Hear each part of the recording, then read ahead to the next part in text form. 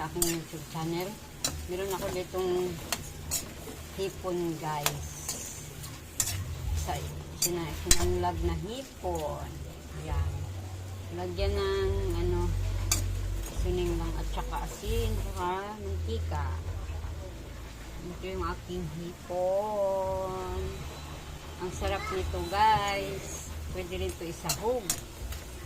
Isasahog ko ito guys sa gulay.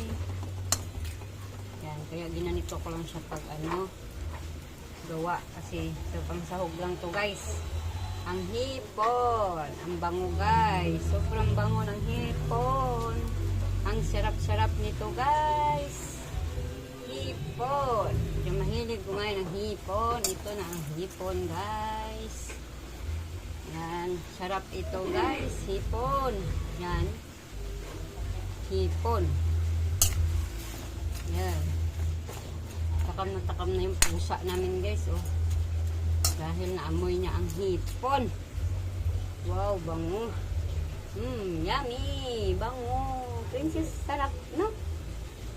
Yung pusa namin guys, nag-aabang guys. Dahil sa hipon.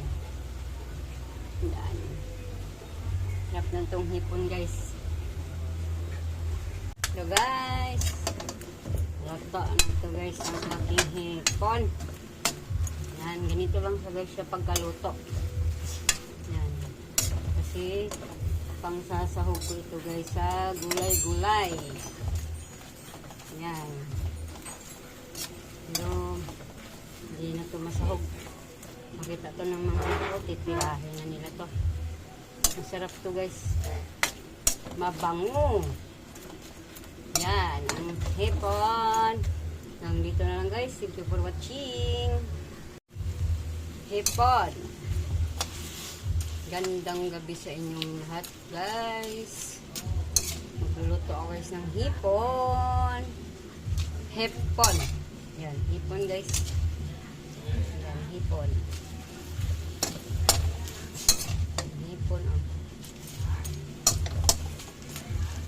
Hipon. Ang sarap ng hipon. Yan. Hipon.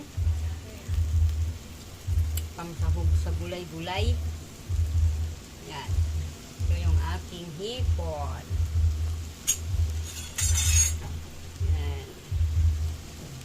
Dito na lang. Thank you for watching.